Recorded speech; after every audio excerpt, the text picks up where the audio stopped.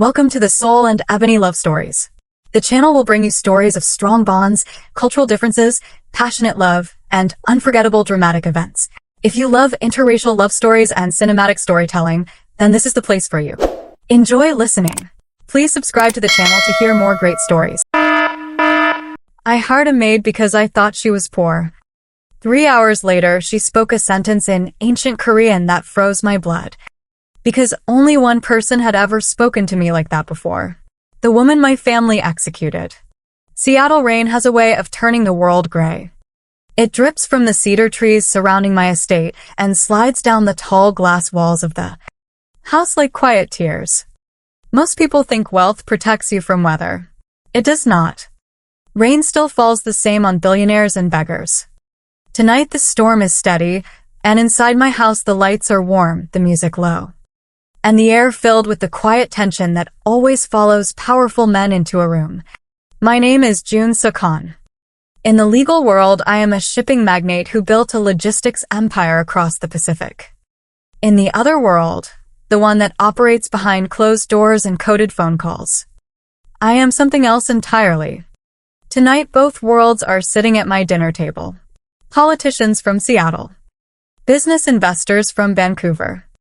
2 Korean executives who know exactly who I really am but pretend they do not. It is a delicate performance everyone understands. The staff moves silently around the room carrying wine glasses and trays of food. Most of them come from a local service agency. Temporary workers who clean, cook, and disappear when the party ends. I rarely notice them. They are background noise in the machinery of a house like this. That is why I barely glance at the new maid when she enters the dining room with a silver tray of glasses.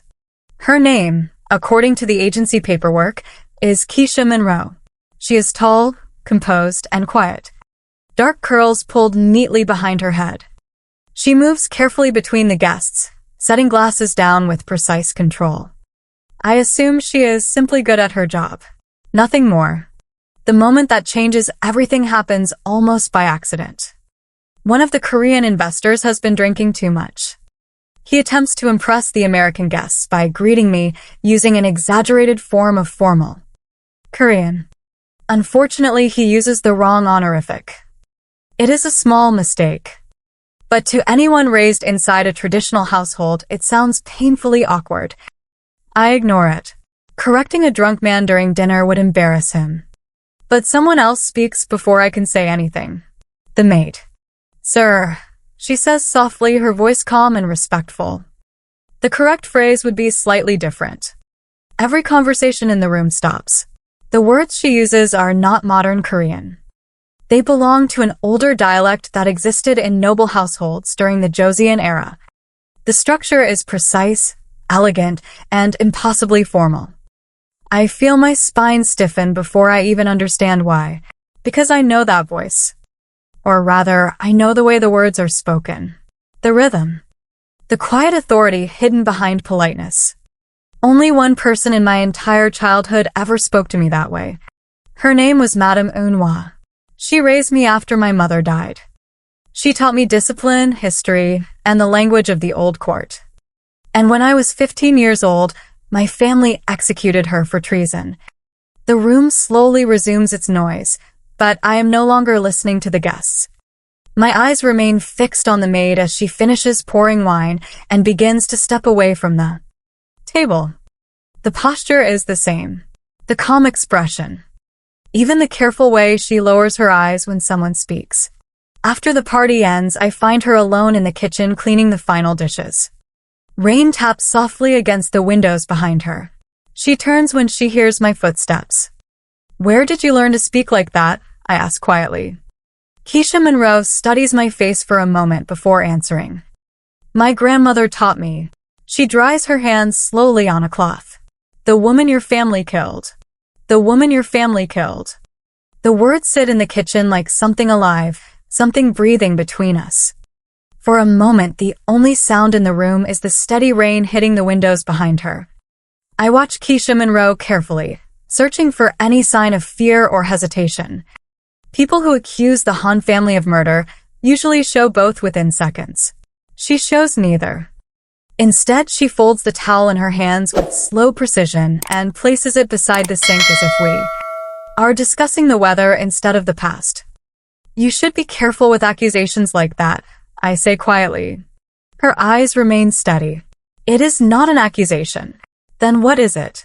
The truth. I study her face longer now. Her features do not resemble Madame Unwa. The bone structure is different. The skin tone is different. Yet something about the way she stands pulls at my memory with uncomfortable familiarity. Madame Unwa used to stand exactly like that when she corrected my posture as a child. Straight spine, calm shoulders, quiet dignity that made everyone in the room feel slightly smaller. You said she was your grandmother, I say. Yes. That would make you. I pause, calculating the years in my head. Impossible. It is only impossible if you believe the story your family told you. I step closer to the kitchen island. The marble surface between us reflects the overhead lights like pale water. My family did not tell stories, I reply. We dealt in facts. Your family dealt in power, she answers. Facts were optional. The confidence in her voice should anger me. Instead, it unsettles me. Most people standing in this house know exactly who I am. They choose their words carefully. Keisha Monroe speaks like someone who has already accepted every possible consequence. Explain, I say. She rests her hands lightly on the counter. My grandmother was never a servant. That sentence lands harder than the one before it. Madame Unwa managed the internal accounts of the Han family, she continues. She oversaw the hidden financial network that kept your empire alive during the early years. That is not possible, I say automatically. She worked inside the household. Yes, because it allowed her access to everything. I feel irritation rising in my chest. You are rewriting history. No, she says calmly. I am correcting it. For a moment, I consider ending the conversation. I could have my security team remove her from the house. I could call the agency and report her for misconduct. It would take one phone call to erase Keisha Monroe from my world forever. But I do not move. Because a small part of my memory has begun to shift. When I was a child, Madame Unwa always seemed to know things before anyone else. Shipments arriving early. Business partners changing their positions. Problems in the family finances. I assumed she overheard conversations while serving tea. Now I wonder if she was doing something else entirely. What happened after her execution? I ask quietly. Keisha watches my reaction carefully before answering. My mother fled Korea the night your family killed her. The rain outside grows heavier, drumming softly against the glass walls of the house. She carried only 2 things with her, Keisha continues. A suitcase of documents and a child. You. Yes. That still does not explain why you are here. It explains everything. She walks to the edge of the kitchen and opens a small canvas bag resting on the counter. From inside, she removes a thin folder wrapped in protective plastic. She slides it across the marble surface toward me. I hesitate before opening it. Inside are copies of financial ledgers written in neat Korean calligraphy. The handwriting is unmistakable. Madame Unwa taught me to read those characters when I was 10 years old. My fingers tighten slightly around the paper. These records show the last transactions she made before her death, Keisha says. I flip through the pages slowly. The numbers represent enormous transfers between offshore accounts connected to the Han organization. 20 years ago. Money was disappearing from the family vaults back then, I say. That was the reason she was executed. Yes, Keisha replies. That was the accusation. I look up at her. You are telling me it was false. I am telling you someone else moved the money. And she took the blame. She was framed. The idea hangs in the air between us like something dangerous. The Han family does many things. We eliminate enemies. We erase problems. But executing an innocent woman would mean something very different. It would mean the foundation of our power was built on a lie. You expect me to believe that my father made a mistake this large, I say. I expect you to consider the possibility that he was manipulated. By who? Her eyes darken slightly. Someone who benefited from her death. The kitchen feels smaller now. You came to Seattle just to tell me this, I say slowly. No. She reaches into the bag again and pulls out a second document. This one is newer. Printed. Modern financial records rather than handwritten ledgers. I came to prove it, she says. She places the document beside the old ledger pages. These accounts are still active, she continues. The same network of hidden funds your grandmother managed 20 years ago. I scan the numbers quickly. My pulse begins to beat harder against my ribs. That network should have been closed after her death, I say. It was not, Keisha replies. A quiet realization begins to form in the back of my mind. If the accounts never closed, I say slowly, then someone else took control of them. Yes. And that person has been moving money through them for 20 years. Yes.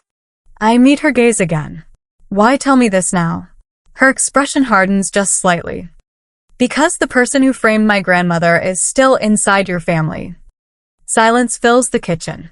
And I did not come here to work for you, she adds quietly. I narrow my eyes. Then why did you come? Keisha Monroe does not hesitate this time. I came to prove that your family executed the wrong woman. For several seconds, neither of us speaks. The documents remain spread across the marble counter. Old ink and modern numbers sitting side by side like two pieces of a puzzle that should never have matched. Rain continues to fall outside the glass walls of the house, turning the Seattle night into a dull gray blur. I study the ledger again, tracing the elegant handwriting that once corrected my childish mistakes when I practiced calligraphy under Madame Un was watchful eye. The numbers do not lie. Whoever controlled these accounts after her death did not just steal money. They built something with it. Something large. You said the accounts are still active, I finally say. Yes. Then someone inside my family has been running a parallel financial network for 20 years. Keisha nods once. That is exactly what has been happening. The realization moves slowly through my mind like cold water. The Han organization controls shipping routes across the Pacific. Billions of dollars move through our companies every year. But if a hidden system has been operating alongside ours, then someone has been siphoning power from the family without anyone noticing. Who, I ask? I have a theory, she says. A theory is not proof. I know. She slides the newer documents closer to me and points to several transaction codes. The companies listed there are familiar. Logistics firms, import agencies, shell corporations that appear legitimate to anyone outside the business. But I recognize the pattern immediately. Those companies are connected to the internal trade network controlled by my uncle, my father's younger brother, the man who helped build the Han Empire during its early expansion into North America. You are suggesting my uncle framed your grandmother, I say slowly. I am suggesting he benefited from her death. That is not the same thing. No, she agrees calmly. But it is a place to start. I lean back slightly against the counter, folding my arms. My uncle has been one of the most loyal figures in the organization for decades. When my father died, he was the one who helped me secure control of the family operations in Seattle. Questioning him would mean questioning the foundation of everything we built together.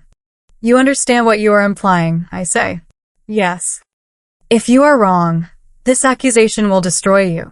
Keisha's expression remains steady. If I am right, the truth will destroy someone else. I stare at her for a long moment. The calm in her voice reminds me again of Madame Un. That same quiet certainty. She never raised her voice. She never argued. She simply spoke as if truth did not require volume to be heard. How did you find these records? I ask. My mother kept the originals, she says.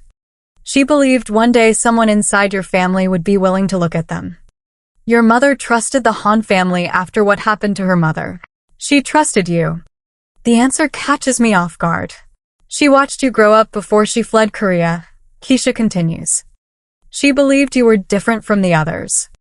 I look away briefly toward the rain streaking down the glass wall. I am not sure whether to feel honored or insulted by that belief. You have taken a dangerous risk coming here, I say quietly. Yes. You could have sent these documents anonymously. That would not have changed anything. Why not? Because whoever framed my grandmother is still powerful enough to bury the truth. The implication settles heavily in the room. If my uncle truly built a secret financial empire within the Han network, exposing him would trigger a war inside the family itself. Before I can respond, a faint sound reaches my ears. A metallic click. It is subtle, almost invisible beneath the sound of rain and the hum of the house ventilation system. But I have lived too long in dangerous environments to ignore instincts like that. I raise one hand slightly, signaling Keisha to remain silent. Did you hear that? I whisper. She nods slowly. Another sound follows. Footsteps. Not the careful footsteps of house staff. These are heavier, purposeful. My security team should be guarding the exterior gates of the estate. No one enters this house without clearance, unless someone inside the organization allowed them in. I move quietly toward the hallway leading out of the kitchen. Keisha follows without hesitation, staying a step behind me. Her movements are silent, balanced. She has clearly trained herself to handle situations like this. When we reach the edge of the hallway, I glance toward the living room. 3 men in dark tactical clothing are moving through the house with rifles raised. Their faces are hidden behind black masks. One of them signals toward the staircase leading upstairs. They are not here to steal anything. They are here to eliminate someone. I pull the handgun from the concealed holster inside my jacket. Keisha notices the motion immediately. Her eyes narrow slightly as she studies the intruders. They are not amateurs, she whispers. No. The men move deeper into the house, checking rooms with practiced efficiency. One of them stops near the main corridor that leads directly to the kitchen. He raises his rifle slowly. I realize something then that makes the situation far worse. They are not searching randomly. They know exactly where to go, which means someone told them. Before I can form another thought, the first gunshot explodes through the quiet house. The bullet tears through the wooden frame beside the kitchen doorway, spraying splinters across the floor. Keisha reacts instantly, pulling me sideways behind the marble island as another shot crashes into the cabinets above us. The war for the truth has already begun, and someone inside my own family just tried to end it. The first gunshot still echoes through the kitchen when my instincts take over. I pull Keisha down behind the marble island just as another bullet tears through the cabinets above us, sending wood splinters and ceramic fragments raining onto the floor. The attackers are not testing the room anymore. They are committing to the kill. 3 of them, Keisha whispers. At least, I reply. Her breathing is steady despite the chaos. I glance at her briefly and realize she is not panicking. She is listening, measuring the rhythm of the gunfire the same way a trained operative would. Footsteps move closer down the corridor. The men advance carefully, sweeping their rifles across the hallway as if they expect resistance. Whoever sent them knew this house would not be unguarded. Do you have another weapon? She asks quietly. I slide a second handgun across the floor toward her. She catches it with one hand, checks the magazine in a single practiced motion, and nods. The movement confirms what I already suspected. Keisha Monroe did not learn survival from reading books. The first attacker appears in the doorway a second later. His rifle swings toward the kitchen island. He does not get the chance to fire. I lean out from cover and pull the trigger once. The shot hits him directly in the chest and he collapses backward into the hallway. The second gunman fires immediately in response. Bullets slam into the marble surface, sending sharp fragments across the floor. Keisha rises from the opposite side of the island and fires twice with precise control. One bullet shatters the attacker's shoulder. The second strikes his neck. He drops beside the first man without another sound. For a moment the house falls silent again except for the rain outside and the faint ringing in my ears. There is still one, Keisha says. She is right. The third man moves more cautiously than the others. He does not rush into the doorway. Instead, he fires blindly from the hallway, forcing us to stay behind cover. Whoever he is, he has more discipline than the others. I signal toward the far end of the kitchen. Back exit. Keisha nods and moves with me along the floor. We slide behind the large refrigerator and reach the service door that leads into the garage. I push it open slowly. The underground parking area is dark except for a few dim security lights. "Stay close," I whisper. We step into the garage just as another burst of gunfire erupts from the kitchen behind us. The final attacker has realized we moved. My car sits 20 feet away. A black armored sedan built to withstand far worse than tonight. I press the key fob in my pocket and the locks click open. Before we reach the vehicle, the third attacker bursts through the service door behind us. His rifle swings toward our backs. Keisha turns faster than I expect. She raises the pistol and fires twice. The shots echo violently in the enclosed garage. The attacker staggers but does not fall. His body armor absorbs the first bullet. I step forward and fire once. The round slips beneath the edge of his vest and strikes his chest. He collapses onto the concrete floor with a heavy thud. The garage becomes quiet again. Keisha lowers the pistol slowly, her breathing still controlled. "That will not be the last attempt," she says. "No," I answer.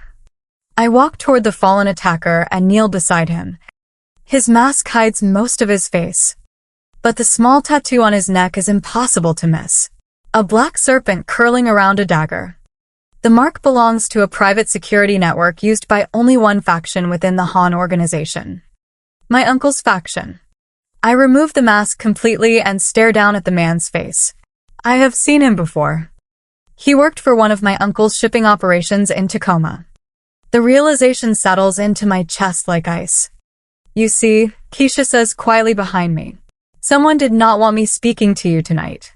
I stand slowly and wipe the blood from my hand onto a cloth from the car trunk. "My uncle," I say. "If he truly sent these men, he already knows what you brought here." "Yes. And that means he will not stop." She shakes her head. "No. He will escalate." For a moment we both look toward the house. Broken glass glitters in the kitchen windows where the gunfire shattered them. Rain drips slowly through the openings. The estate that once felt secure now looks exposed, almost fragile. "What do you want from me?" I ask. Keisha steps closer, her voice calm but firm. "I want the truth about my grandmother. And if the truth destroys my family, then it was already broken." The answer lands harder than the gunfire did. I open the car door and pause before getting inside. For most of my life, the Han Empire has been built on loyalty and silence. Tonight, both of those foundations feel uncertain. Keisha watches me carefully. She knows the decision forming in my mind will determine everything that follows. "Why risk your life for this?" I ask finally. Her eyes darken slightly, but her voice remains steady. "Because my grandmother died protecting you." For a long moment, neither of us speaks. The rain continues to fall across the open garage entrance. The distant sound echoing against the concrete walls like a slow ticking clock. The body of the attacker lies several feet away, his rifle resting beside him. The serpent tattoo on his neck now unmistakable proof of who sent him. I have spent most of my life trusting the structure of the Han family. Loyalty above everything. Blood above doubt. Tonight that structure feels less like a foundation and more like a cage. I lean against the side of the car and stare at the garage floor while the weight of Keisha's words settles in my chest. "My grandmother died protecting you. Madame Un was never my blood, but she was the closest thing to family I had after my mother passed away. She was patient when I was angry. She was calm when the rest of the house lived in fear of my father's temper. If Keisha is telling the truth, then the woman who protected me died because someone inside my own family needed a scapegoat." I finally look up at Keisha. She stands a few steps away, still holding the pistol I gave her earlier. Her posture remains straight despite the danger surrounding us. In that moment, the resemblance to Madame Un becomes clearer. Not in appearance, but in the quiet strength behind her eyes. "For 20 years, I say slowly, I believed my family executed a traitor." Keisha does not interrupt. "Tonight, I continue. I am starting to believe we executed our loyalty." The words feel heavier than any confession I have ever spoken. Somewhere above us, the house alarms begin to echo through the estate, distant and hollow. My security team will arrive soon. When they do, the war inside the Han family will no longer be hidden. I open the car door and pause before getting inside. For the first time since Keisha arrived in my house, I understand why she came. Not for revenge. For truth. And truth, in a family like mine, is more dangerous than any weapon. The rain finally begins to slow outside the garage. But the storm inside my world has only just begun. Keisha stands beside the car. The key pieces of truth now resting between us like a door that has finally been opened. Somewhere inside the Han Empire, a lie has been living for 20 years. And now that lie is starting to crack. Whether it destroys my family or saves what little honor we have left, I do not know yet. But one thing is certain. The story of Madame Un is not over. In fact, it has only just begun.